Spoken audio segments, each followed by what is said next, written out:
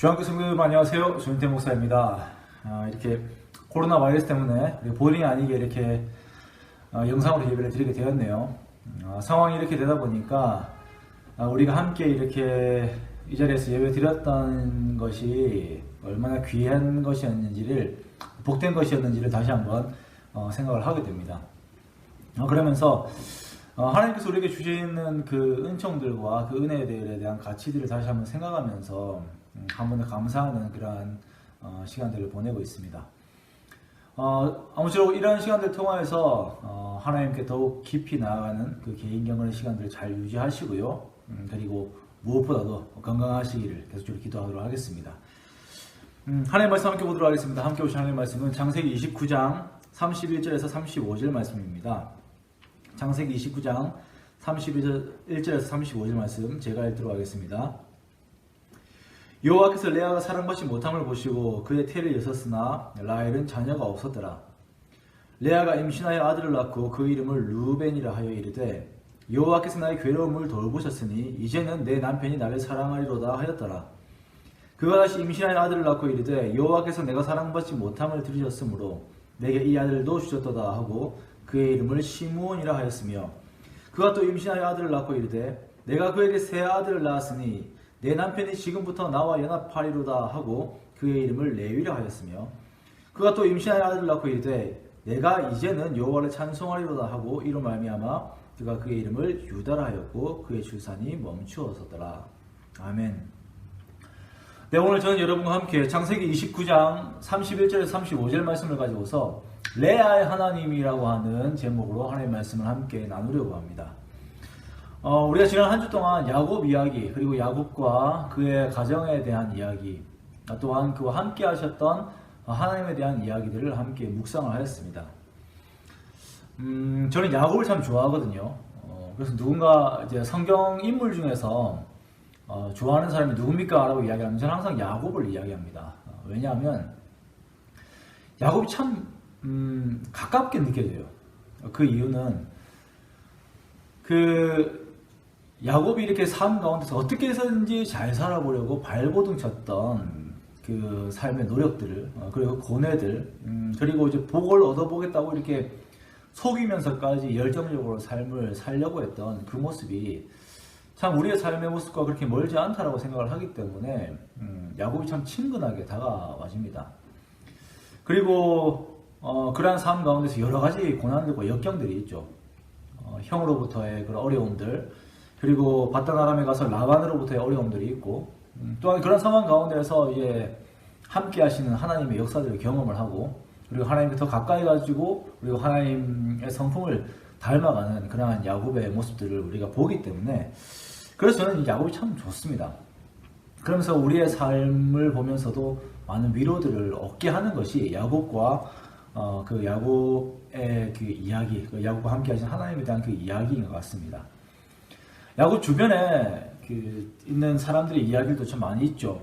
그 아버지 이야기, 그 형 이야기, 그리고 아내들의 이야기와 자녀들의 이야기까지 그 모든 가정들 가운데 함께 하신 하나님을 함께 보면서, 그러면서 우리 인생 가운데 별다를 바 없는 우리 인생 가운데 깊숙이 들어오셔서 역사하시는 하나님의 손길들을 우리가 야곱 이야기를 통하여서 간접적으로 경험을 하게 됩니다. 그리고 또한 우리 삶에 함께 하시는 그 하나님의 손길들 다시 한번 돌아보게 되는 것입니다.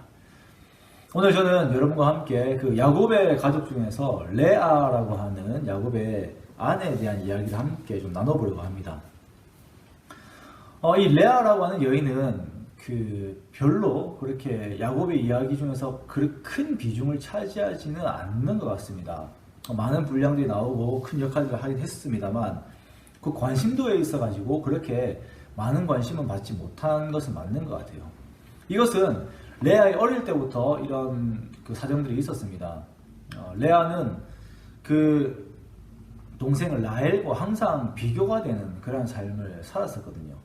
야곱도 이 라헬을 더 좋아했었고, 라헬은 그 외모가 뛰어났기 때문에 아마도 어릴 때부터 라헬은 그 많은 사람들의 관심과 사랑을 받고 이렇게 자랐을 것입니다. 성경을 읽으면서 이렇게 우리가 진리에서 벗어나지 않는 한 성경에 대한 내용들을 많이 유출을 해볼 수가 있습니다. 거기서 몇 가지 근거들을 가지고 유출을 해보는데요. 라헬에 대해서는 그렇게도 외모에 대한 이야기들이 이렇게 많이 나옵니다. 첫 번째, 첫눈에 이렇게 야곱이 라헬에게 반하게 되죠. 자, 그러면서 많은 사람들이 라헬을 하면은 그 외모, 예쁨을 이렇게 생각을 하게 됩니다. 그래서 그 미모에 관련된 샵들 보면은 라헬이라고 이름을 붙이는 경우도 상당히 있더라고요. 라헬 뷰티, 라헬 무슨 샵 해가지고 이렇게 있는데, 레아에 대해서는 그런 대목은 없어요. 그런 이름들은 안 붙이더라고요. 장사가 안 되기 때문에 그런지 모르겠지만.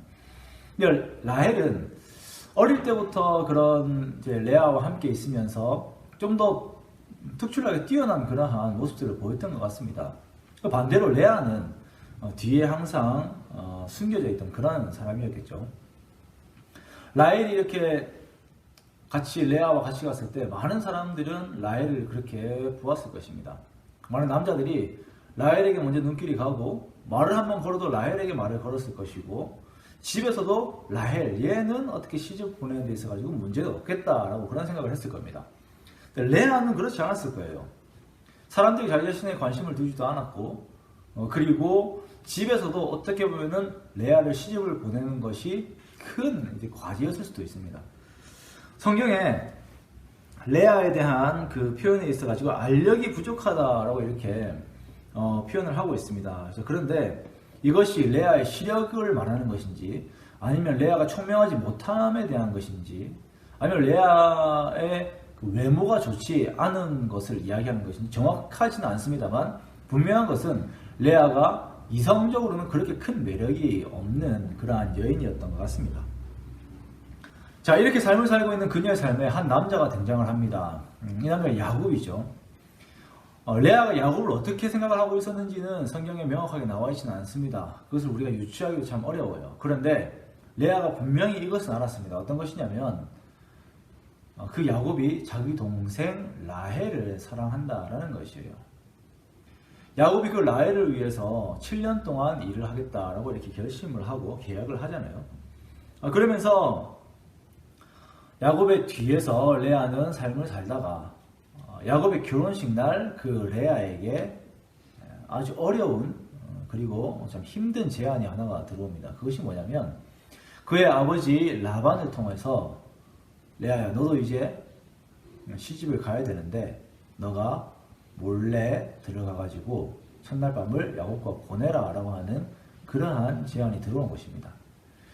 이것은 정말 그 아버지가 진짜 레아를 생각해서 그렇게 한 것이 아니라 그 야곱의 노동력을 얻기 위한 하나의 계략이죠. 아버지의 욕심입니다. 이 아버지의 욕심에 레아가 사용이 되고 있는 것이에요. 결혼과 그리고 첫날을 보낸다라고 하는 것은 한 사람에게 있어가지고 아주 중요한 것이죠. 어떻게 보면은 그날을 위해서 그 앞에 모든 과거의 삶을 살아왔다라고 해도 과언이 아닙니다. 자기 자신을 가꾸고 자기 자신을 만들어 나아가면서 결혼이라고 하는 걸 준비를 하게 되는데, 그 결혼이 레아에게 있어가지고는 아버지의 욕심을 채우기 위한 하나의 수단이 이렇게 되어버린 것이에요. 결혼식 시간이 이렇게 되어버렸습니다. 이렇게 결혼의 축제 시간들이 이렇게 다가오죠. 사람들은 웃고 떠들고 노래를 부르고 서로 축하하고 즐거워하는 소리로 가득 찼을 것이지만, 그 레아의 가슴 속에는 그런 즐거움이 아닌 두려움들이 있었을 거예요. 야, 이렇게 되면 어떡하나? 내가 이렇게 속이고 들어가서 들키면 그 뒤에 내 인생은 어떻게 될까? 두려움과 떨림이 있었겠죠. 그러면서 또 한편으로는 그래도 결혼이라는 것을 하기 때문에 혹시나 이 일로 인해서 야곱이 나도 사랑해주지 않을까라고 하는 그런 마음도 조금은 있었을 것입니다. 자, 이렇게 첫날 밤을 이렇게 보내게 되는데요. 결혼을 하고 첫날을 보내게 되면은 두 사람이 더욱더 가까워지는 것이 정상적인 모습입니다. 하지만 그 다음날 아침에 난리가 납니다. 야곱이 일어나서 보니까 결혼을 하고 밤을 보낸 그 여자가 라헬이 아니라 레아인 거예요. 그러자 소리를 지르면서 라반에게 쫓아갑니다. 이게 무슨 일입니까? 라고 이렇게 하면서, 왜 나를 속였습니까? 라고 하면서 라반에게 따지는 것이죠. 근데 밖으로 뛰쳐나가는 그 한 남자, 그리고 거기에 남겨져 있는 레아의 모습을 보면서 참 레아의 마음이 참 아팠겠다라고 하는 그런 생각이 들었어요. 이렇게 몰래 결혼을 진행해버리고 그렇게 해서라도 어떻게 야곱과 단독적으로 둘이만 살아도 쉽지 않았을 것인데 이제 거기에 라헬도 같이 들어오게 됩니다. 그러면서 같이 이게 삶을 살게 돼요. 원래 주인공은 라헬이고 자기는 주인공이 되지 못한 채 그냥 덤으로 이렇게 얹혀가는 그러한 삶을 살기 시작한 것입니다. 정말 자기 자신의 아버지는 자기 자신을 처리하기 위해서 시집 못 갈 것 같은 자기 자신을 어떻게 처리해버리기 위하여서 이런 계략을 세우고 그것을 자기 아버지는 또 다른 욕심 그 부를 얻으려고 욕심을 부리는 것이고 거기에 속여서 자기도 야곱을 속이고 그렇게 결혼 생활이 시작이 된 것입니다. 아버지와 사람들로부터 사랑을 받지 못했던 레아는 이제는 그 삶의 목표에서 남편의 사랑을 한번 받아보겠다라고 하는 그 몸부림을 치게 됩니다. 이 모든 것들이 레아의 상처에서부터 시작을 한 것이죠. 여러분, 그런데 우리가 상처라고 이렇게 말하는 것은 참 위험한 거예요. 왜냐하면 우리가 보통 교회에서 상처, 세상 살면서 상처, 이렇게 상처받았다 말을 많이 하는데 그 상처라고 하는 말이 현재 내가 하고 있는 어떤 죄, 나의 연약함의 모습들, 그런 모습들을 커버하기 위한 하나의 변명으로 작용할 때가 참 많이 있다라는 것입니다. 내가 어릴 때 이렇게 학대를 많이 받아가지고 그래서 내가 이렇게 사람들한테 대하는 것이 참 이렇게 좀 까칠하게 이렇게 대한다. 내가 지금 이렇게 돈을 막 추구하는 것은 내가 어릴 때 너무 가난하게 살아가지고 이렇게 돈을 추구하는데 너희가 이것을 이해를 해줘야 된다. 내가 죄 짓는 것처럼 보이지만 내가 내 어릴 때 상처 때문에 그런 것이다. 내가 이렇게 외모를 가꾸는 것은 그것은 그냥 내가 어릴 때부터 너무나도 이렇게 그냥 외모로 이렇게 놀림을 받아서 내가 이렇게 하는 것이다.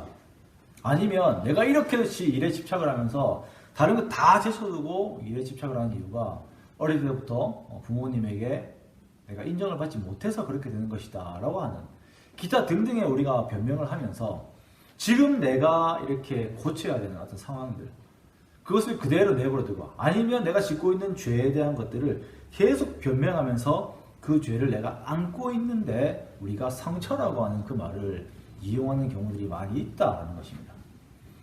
그래서 우리는 이 상처를 참 조심해야 됩니다. 이 말을 내뱉는 걸 조심해야 돼요. 내가 죄를 지었다라고 이야기를 해야지 내가 여기에서 상처받아서 이러하다라고 이야기하는 것은 우리들에게 잘못된 표현인 것입니다. 레아도 여기에 걸려들었어요. 레아도 그 어린 시절 그 마음 가운데 있던 어떤 상처들이 있었을 것입니다. 그것은 그 상처가 계속 있으면 그것을 어떻게 해결해 보고자 하는 마음의 빈자리들이 생기게 되고요. 그러면 그 속에 사단이 틈을 타서 죄라고 하는 것이 그 속에 들어오게 되고 그 죄는 결국 우상이라고 하는 것을 만들어내게 됩니다. 우상은 하나님의 자리를 대신 이렇게 차지해서 마치 하나님의 역할을 할 수 있는 것처럼 사람들을 속이는 것이 우상이죠. 평안을 가져다 줄 수가 있고 그리고 행복을 가져다 줄 수가 있고 그리고 마치 구원을 줄 수 있는 것처럼 사람의 마음들을 현혹을 해가지고 정말 모든 에너지를 엉뚱한 곳에 쏟게 하는 것이 우상의 역할인 것입니다. 레아의 마음에 있었던 하나의 큰 우상은 어떤 것이냐면 남편의 사랑이었어요. 정말 내가 남편의 사랑만 어떻게 얻으면은 내 인생이 펼 것 같은데 지금 내 마음의 답답함이 남편의 사랑만 있으면은 어떻게 될 것 같은데 그런데 이 남편의 사랑이 없으니까 갈급하고 갈급해서 죽겠는 거예요. 이것이 레아의 상태였습니다. 이 레아는 이러한 내용들을 가지고서 하나님 앞에 나가서 기도하였는데요. 기도하면서 아들을 한 명을 낳습니다. 자, 이것은 이제 그녀가 그 첫 번째 아들을 낳고 지은 이름을 보면은 그 레아의 마음의 상태를 좀 더 잘 알 수가 있는데요. 오늘 보면 32절에 보면은 레아가 임신하여 아들을 낳고 그 이름을 루벤이라 하여 이르되 여호와께서 나의 괴로움을 돌보셨으니 이제는 내 남편이 나를 사랑하리로다 하였더라 라고 이렇게 말씀을 하고 있습니다. 루벤의 이름의 뜻은 보라 아들이다 이런 이 뜻이에요. 보라 아들이다. 자, 하나님께 레아가 나와서 기도하면서 정말 하나님 너무 괴롭습니다. 나에게 아들 한 명 주세요 해가지고 아들을 받아가지고는 누구한테 이 아들을 이야기하는 것이냐면 야곱에게 이야기하는 거예요. 야곱에게 가가지고 보라 아들이라. 보라 아들이라. 무슨 의미입니까? 내가 당신의 아들을 낳았으니까 그러니까 당신은 이제 나를 사랑해달라는 것입니다. 32절 뒤에 보면은 이제는 내 남편이 나를 사랑하리라 라고 이렇게 이야기하잖아요. 레아가 하나님 앞에 나와서 하나님 정말 내 아들 좀 주세요. 정말 내 아들이 필요해요. 하나님 괴로움이 있는데 그게 뭐냐면 정말 남편이 나를 사랑하지 않거든요. 그런데 내가 아들을 낳아주면은 남편이 나를 사랑할 것 같아요. 그러니까 제발 아들 하나 주세요 라고 했던 것이 레아의 기도 제목이었습니다. 그리고 하나님께서는 그녀의 기도 제목을 들으시고 아들을 주셨는데 그 아들을 야곱에게 보이면서 보세요 이제 내가 아들을 낳았습니다. 그러니까 나를 좀 사랑해 주세요 라고 레아가 말을 하고 있는 것이에요. 레아가 아직 해결하지 못한 남편에 대한 사랑의 문제가 그 속에 아직 머물러 있을 때에 그녀는 그것을 가지고서 하나님 앞에 나아갔습니다. 이것은 또한 우리가 유심히 바라보아야 되는 문제예요. 그녀의 아버지 라반은 하나님을 알지 못했다는 사람이거든요. 그 라반이 드라빔을 잃어버려가지고 온 야곱의 그 장막들을 다 뒤지면서 난리를 쳤던 것을 보면은 우리가 알 수가 있습니다. 또한 당시 바단 아람에 있던 그 사람들도 그 하나님을 알지 못했어요. 그런데 레아는 명확하게 하나님을 알고 있었습니다.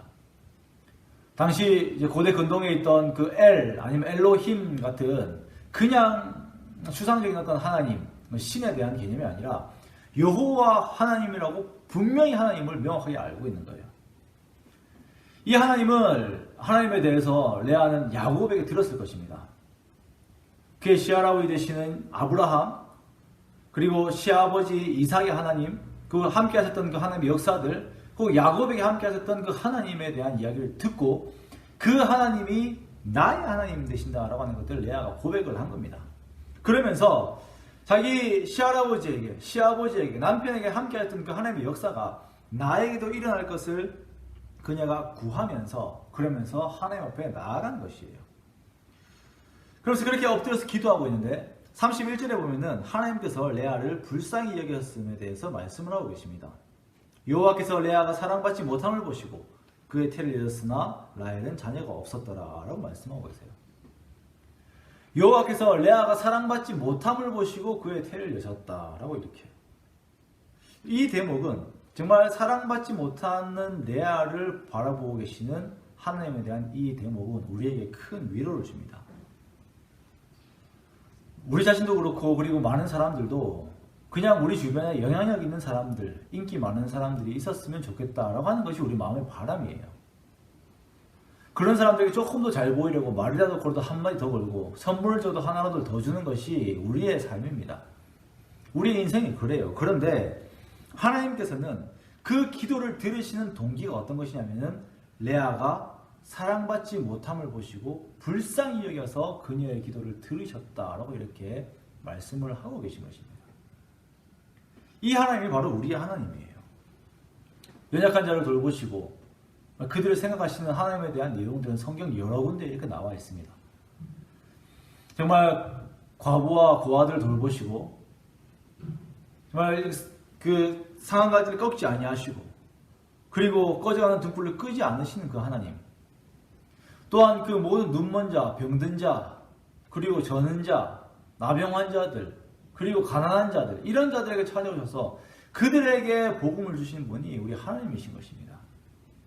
그 하나님이 레아의 그 소리를 들으시고 그 레아의 사랑받지 못함을 보시고 긍휼히 여기셔서 그녀의 기도를 들어주시는 것입니다. 레아는 하나님의 은총 가운데서 계속적으로 아들을 낳습니다. 둘째 아들의 이름을 시므온이라고 지어요. 시므온의 이름은 둘째를 얻었다라고 하는 그런 의미를 가지고 있습니다. 이 아들을 통한 갈구가 계속됩니다. 33절에 보면은 레아가 말하기를 여호와께서 내가 사랑받지 못함을 들으셨으므로 내게 이 아들을 주셨다라고 고백을 하고 있는데요. 이것을 보면은 첫째 르우벤을 낳고도 야곱의 사랑이 레아에게 오지 못했음을 이제 보여주는 것입니다. 그래서 또 아들을 달라고 구하는 거예요. 하나님 또 아들을 주세요. 그러니까 둘째 아들을 낳고는 시므온이라고 이름을 지어요.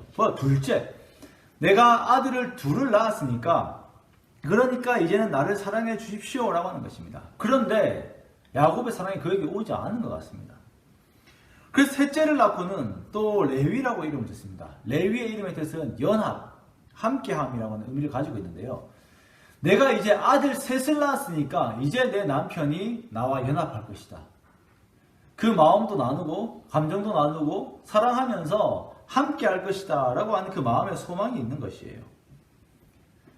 레아의 삶이 그랬습니다. 아들 셋을 낳으면서 그녀가 계속적으로 바라보고 있던 것은 어떻게 하면 남편이 나를 사랑할 것인가, 남편의 사랑이 나에게 올 것인가, 내가 그 사랑 속에서 한번 살아볼 것인가 라고 하는 것이 레아의 소망이었어요.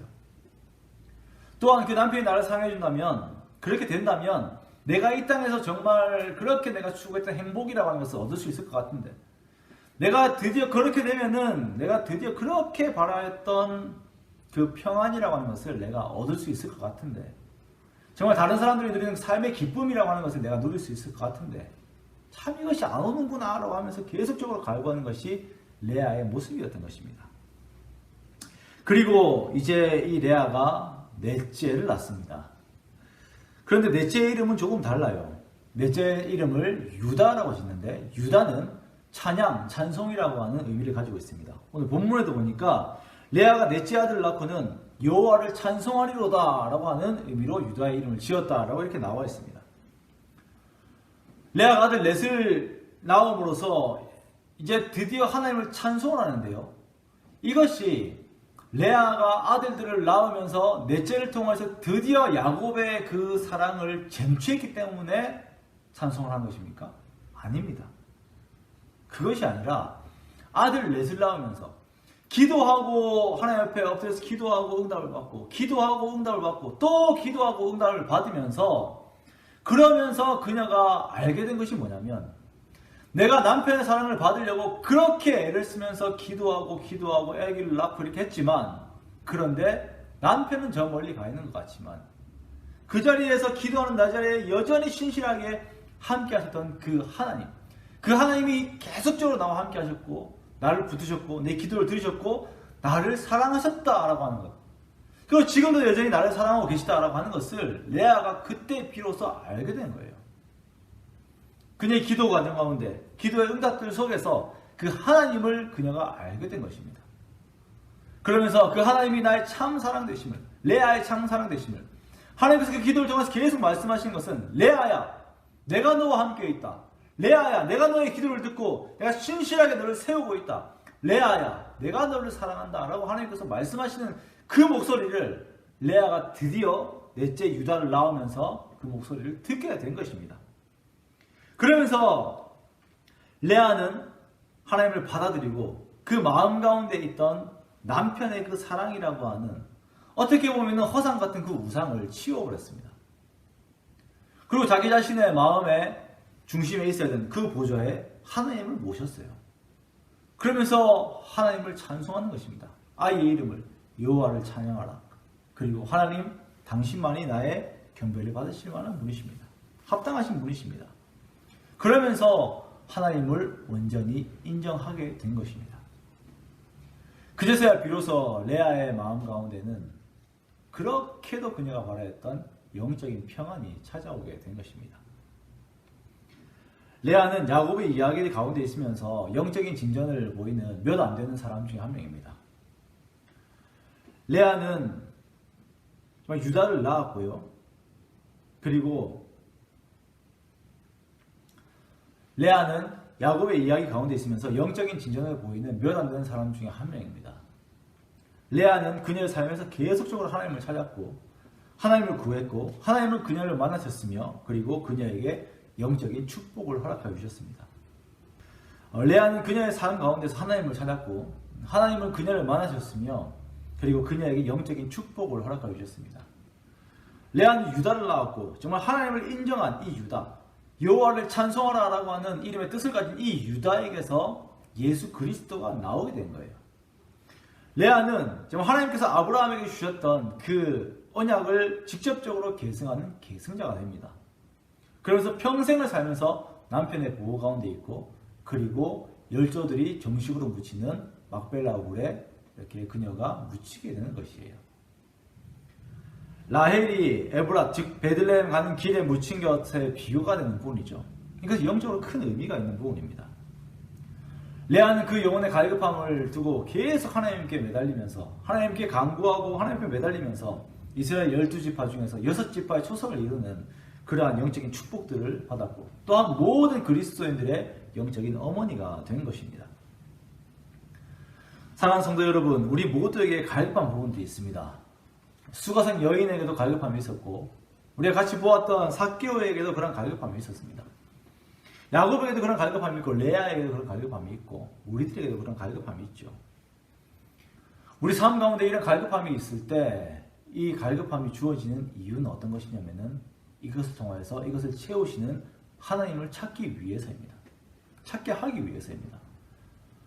사람들이 갈급함이라고 하는 것이 주어졌을 때 이 갈급함 때문에 정말 낭망하고 넘어져 버리고 왜 나에게 이런 것이 주어졌는가 하고 좌절하면서 이렇게 그냥 그 자리에 주저앉아 있다면 그것은 하나님 앞에서 올바른 태도가 아니에요. 하나님께서는 이런 결핍을 통하여서 우리가 하나님을 추구하게 만드십니다. 세상 사람들은 이런 결핍이 성공을 만드는 어떠한 동기, 어떠한 계기의 도구가 된다라고 이야기를 하지만 성경에서 말하는 건 그렇지 않아요. 우리에게는 모든 결핍과 이런 갈급함들은 결국 하나님을 찾게 만드는 도구인 것입니다. 우리가 이러한 결핍을 가지고 있으면 그대로 그걸 가지고서 기도하는 자리에 나아가야 돼요. 정말 이것이 채워주면 좋겠다라고 하는 그 문제를 가지고서 그걸 가지고서 기도하는 자리에 하나님 앞에 나아가야 하는 것입니다. 그러면 그 기도의 응답을 하나님께서 들어주시고 또한 그 기도의 응답들을 통하여서 우리에게 말씀하시는 것이 내가 너를 채우는 자다. 정말 내가 너를 충만하게 하는 자다. 내가 너로 하여금 정말 속에서 계속적으로 영생하도록 솟아나는 샘물을 너에게 줄 것이다 라고 하나님께서 말씀을 하시는 것이에요. 정말 내가 다른 세상의 어떤 복들을 찾아서 이리저리 온갖 힘을 다 쏟지만 하나님께서는 결국 하나님이 우리의 참된 복이 되심을 우리들에게 기도를 통해서 말씀을 하시는 것입니다. 이 하나님의 함께 하심이 저와 여러분 가운데 함께 하시기를, 충만하게 함께 하시기를 주의 이름으로 축원합니다. 그러므로 우리는 긍휼하심을 받아 때를 따라 돕는 은혜를 얻기 위하여서 은혜의 보좌 앞에 담대히 나아갈 것이다 라고 하는 이 히브리서 말씀을 붙잡고 정말 예수 그리스도를 의지함으로써 담대히 날마다 하나님 앞에 나아가는 저와 여러분 되시기를 주님의 이름으로 축원합니다. 그렇게 나아갈 때에 하나님께서 우리를 만나주시는 것이에요. 그리고 하나님을 더욱더 알게 합니다. 하나님의 그 거룩함, 하나님의 영광, 하나님의 충만함, 그 모든 것들을 우리에게 다 알게 하시고 하나님을 경험하게 하시고 그 속에서 우리가 만족을 누리게 하시는 것입니다. 그것이 우리가 하나님의 자녀된 자로서 누리는 이 땅의 축복이에요. 주님과 함께하는 것, 하나님과 함께하는 것, 하나님께 가까이 하면 내게 복이다라고 고백하면서 한 걸음 한 걸음 주님과 함께 인생을 살아나가는 것이 우리에게 주어진 가장 큰 축복인 것입니다. 그리고 우리가 영혼의 삶에 함께 들어가면서 거기에서 영원히 함께 하시는 하나님 앞에서 우리가 영원토록 즐거워하고 그 속에서 우리가 주님 바라고 있는 것, 계속적으로 하나님과 함께하고 있는 것이 우리가 그렇게도 마음 가운데 소망해야 되는 그런 기도의 제목이 되어야 할 것입니다. 사랑하는 성도 여러분, 우리 모든 주한교회 성도님들이 이 복 가운데 거하시기를 원합니다. 레아의 하나님이 나의 하나님 되시고 레아를 사랑하시던 그 하나님이 나를 사랑하시고 또한 여전히 나와 함께 하시고 나의 참 사랑 되심을 고백하면서 그 하나님 안에 온전히 거하는 저와 여러분 되시기 원합니다. 그래서 정말 이 땅을 살아나가면서 하나님으로 말미암아서 항상 마음 가운데 기쁨과 평안이 가득하고 즐거움이 가득하고 주로 말미암은 감사가 넘치는 그런 삶을 살아가는 저와 여러분 되시기를 주님의 이름으로 축원합니다.